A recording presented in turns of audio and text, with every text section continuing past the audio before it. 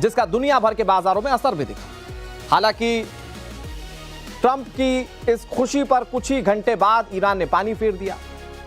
Iran ने तुरंत Trump के दावे की हवा निकाल दी। तेजी से जो खबरें आ रही थीं कि अगले 2 से 3 दिन के अंदर स्विट्जरलैंड में जिनेवा शहर में अमेरिका और ईरान के बीच शांति समझौते पर दस्तखत होने वाले हैं। ऐसे कयास लगाए जा रहे हैं कि दस्तखत अमेरिकी राष्ट्रपति डोनाल्ड ट्रंप के जन्मदिन यानी कि 14 जून को होंगे। लेकिन इस पर तीखा पलटवार करते हुए ईरान ने साफ कह दिया कि ऐसा कुछ नहीं होने जा रहा है, यह सिर्फ ट्रंप के हसीन सपने हैं। अब चाहे अमेरिका या फिर ट्रंप कुछ भी दावे करें, फिलहाल तो यह बस ईरान पर प्रेशर टैक्टिक्स ही नजर आ रही है। आप खुद सोचिए ना कि समझौते का दावा हो रहा है, ट्रंप के दिमाग में भी दिन तय है, शर्तें भी तैयार कर ली गई और कहा जा रहा है कि ईरान भी इन पर सहमत है। लेकिन ईरान डील की खबरों को गलत बता रहा है। जिन मुद्दों पर पेच फंसा है, अब वो कौन कौन से मुद्दे मैं आपको ये बताने की कोशिश करता हूं। इस डील में सबसे बड़ी अड़चन है ईरान का न्यूक्लियर प्रोग्राम। जिस अस्थायी समझौते के ड्राफ्ट का ट्रंप दावा कर रहे हैं, उसके मुताबिक ईरान कभी परमाणु हथियार डेवलप, प्रोडक्शन, खरीद या हासिल नहीं करेगा। लेकिन दूसरी तरफ ईरान का कहना है कि दोनों देश अपने बीच चल रहे सीजफायर को 60 दिनों के लिए बढ़ा देंगे और परमाणु कार्यक्रम पर अंतिम दौर में बातचीत होगी। हालांकि पहले की बातचीत में न्यूक्लियर प्रोग्राम को लेकर ईरान का रुख साफ है कि इस पर ट्रंप से बात नहीं होगी। इसके अलावा अमेरिका चाहता है कि ईरान अपना करीब 440 किलोग्राम 60% इनरिच्ड यूरेनियम नष्ट कर दे।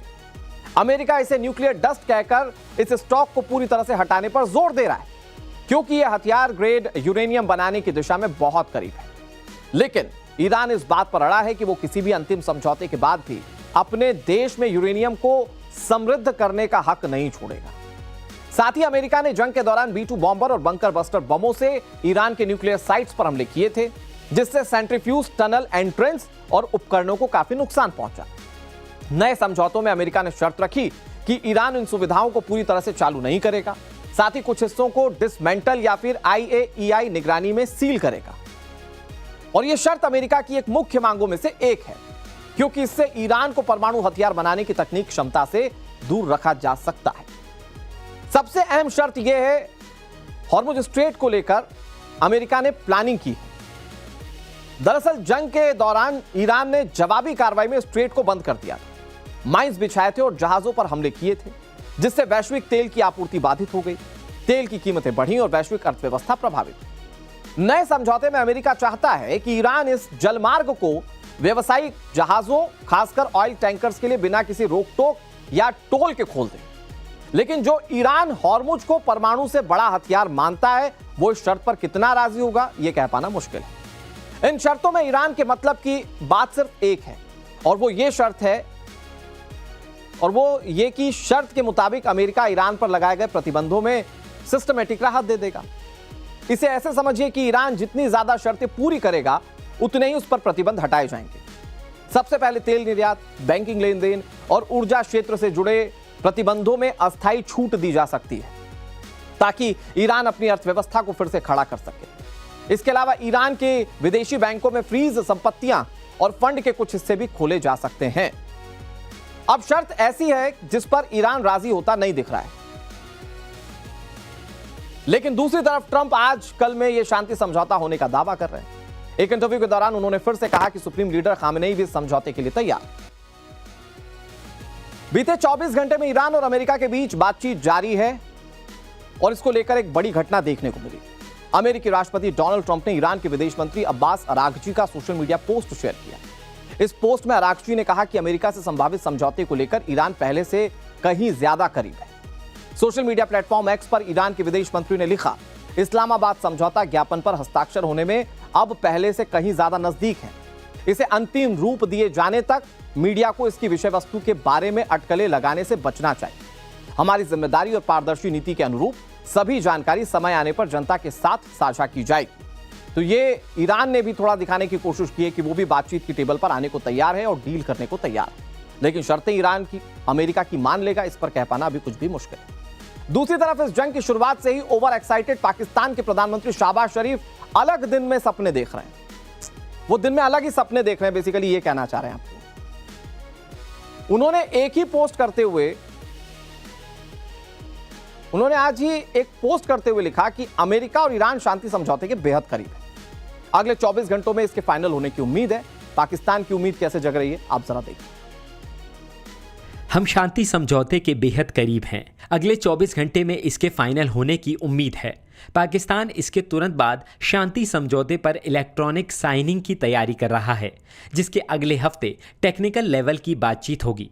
हम बातचीत के दौरान उनके लगातार कमिटमेंट के लिए यूनाइटेड स्टेट ऑफ अमेरिका और इस्लामिक रिपब्लिक ऑफ ईरान को धन्यवाद देना चाहते हैं और हम अब इस इलाके में अपने भाइयों को उनके सपोर्ट के लिए दिल से शुक्रिया अदा करते हैं। हमें यकीन है कि ये ऐतिहासिक शांति समझौता हमेशा रहने वाले शांति के लिए एक मजबूत नींव बनाएगा। और अब आपको नवभारत सुपर 6 में सिर्फ 2 मिनट में आज की कुछ अहम खबरें दिखाते हैं। पीएम नरेंद्र मोदी फ्रांस और स्लोवाकिया दौरे के लिए रवाना हो गए हैं। फ्रांस के साथ पीएम नरेंद्र मोदी की द्विपक्षीय वार्ता होगी, जिसमें रणनीतिक साझेदारी से लेकर निवेश पर फोकस रह सकता है। साथ ही 16-17 जून को वो G7 शिखर सम्मेलन में शिरकत करेंगे। इस दौरान अमेरिकी राष्ट्रपति डोनाल्ड ट्रंप से उनकी मुलाकात भी हो सकती है।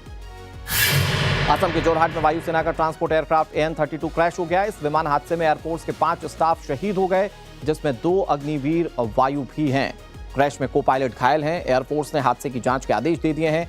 रक्षा मंत्री ने दुख जताते हुए कहा कि 5 वायुसेना कर्मियों का बलिदान देश याद रखेगा। अखिलेश यादव की बेटी पर सोशल मीडिया पर की गई विवादित टिप्पणी पर सीएम योगी आदित्यनाथ बेहद आहत दिखे। सीएम योगी के निर्देश पर इस मामले पर कई जिलों में FIR दर्ज की गई। आजमगढ़ में सीएम योगी ने कहा कि बेटी के खिलाफ अपमानजनक बात स्वीकार्य नहीं है। साथ ही उन्होंने कहा कि अखिलेश अपने चेलों को भी संयमित भाषा का इस्तेमाल करने को कहें। उत्तर प्रदेश के मंत्री संजय गंगवार के बयान पर विवाद हो गया है। पीलीभीत में गंगवार ने कहा कि पैसे लोगे मोदी योगी से और वोट दोगे अखिलेश को, ये चलने वाला नहीं। गंगवार ने यह भी कहा कि अखिलेश यादव हिंदुओं का वोट लेकर जालीदार टोपी वालों की बात करते हैं। उधर सपा ने पलटवार करते हुए कहा कि बीजेपी हमेशा बांटने की राजनीति करती है। टीएमसी महासचिव अभिषेक बैनर्जी की मुश्किलें कम होने का नाम नहीं ले रही हैं। सिलीगुड़ी में उनके खिलाफ FIR दर्ज हो गई है। इधर देर रात कोलकाता में अभिषेक के घर पुलिस पहुंच गई। दरवाजा नहीं खोलने पर ताला तोड़ दिया गया। पुलिस अभिषेक के PA को खोजने गई थी। कल फर्जी साइन के मामले में अभिषेक को CID के सामने भी पेश होना है। टीएमसी में बगावत का सिलसिला नहीं थम रहा है। आज टीएमसी सांसद सुदीप बंदोपाध्याय ने बंगाल बीजेपी प्रभारी और केंद्रीय मंत्री भूपेंद्र यादव से मुलाकात की। कल टीएमसी के बागी सांसदों के गुट की दिल्ली में एक अहम बैठक भी होने वाली है। इस मीटिंग में सीएम शुभेंदु अधिकारी भी शामिल हो सकते हैं।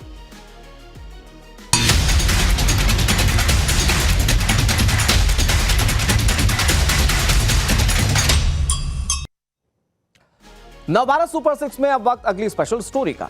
दिल्ली के लोगों के लिए एक बहुत अच्छी खबर है। नोएडा इंटरनेशनल एयरपोर्ट से 15 जून को कमर्शियल उड़ानें शुरू होने जा रही हैं और इस एयरपोर्ट पर पहली फ्लाइट इंडिगो ऑपरेट करेगा। इसके बाद जेवर गौतम बुद्ध नगर में बना ये एयरपोर्ट दिल्ली NCR का दूसरा इंटरनेशनल गेटवे बन जाएगा।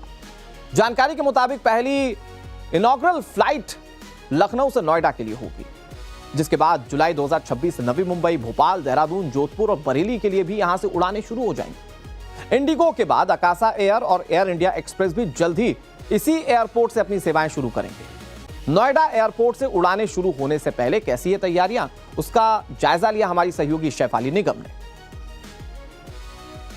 नोएडा इंटरनेशनल एयरपोर्ट के डोमेस्टिक ऑपरेशंस 15 जून से शुरू होने वाले हैं और फिलहाल times now Navbharat Noida international airport पर है। आप मेरे पीछे देख सकते हैं कि एयरलाइन का जो स्टाफ है, इंडिगो एयरलाइन का जो स्टाफ है, वो अभी मौजूद है। 15 तारीख को जो पहली फ़्लाइट लैंड होगी वो इंडिगो की ही होगी।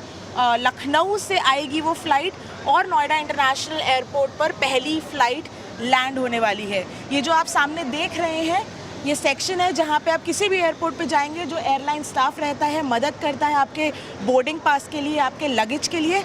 पर अगर आपको इस लाइन से बचना है तो क्या कर सकते हैं, आइए।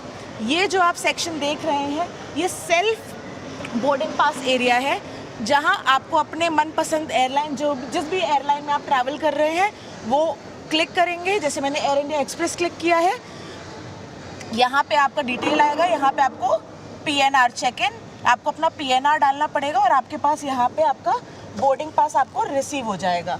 अब बोर्डिंग पास रिसीव होने के बाद अब आप आगे क्या करेंगे, कैसे सेल्फ बैगेज आप ड्रॉप करेंगे, वो भी हम दिखाते हैं आपको आगे। ये देखिए, यहाँ पे ये जो मशीन आप देख रहे हैं माफ़ी चाहती हूँ, ये जो मशीन देख रहे हैं, जो आपने बोर्डिंग पास वहाँ से लिया है उसको यहाँ स्कैन करेंगे, यहाँ एक स्लिप आएगी, आप अपना बैग इधर रखेंगे। अगर वो एक परमिसिबल जो 15 किलो की डोमेस्टिक जब आप ट्रैवल कर रहे हैं जो लिमिट होती है उसके अंदर होगी, आप वो स्लिप को अपने बैग में लगाएंगे और वो बैग अपने आप चला जाएगा। आपको किसी भी तरीके से लंबी कतार में लगने की ज़रूरत नहीं है। जब आपका बैगेज चला जाएगा आप सीधा जाएंगे डोमेस्टिक गेट पे, आप अपना चेक इन कराएंगे और सीधा अपनी यात्रा के लिए प्रस्थान करेंगे। कैमरामैन मनमीत सिंह के साथ शेफाली निगम, टाइम्स नाउ नवभारत।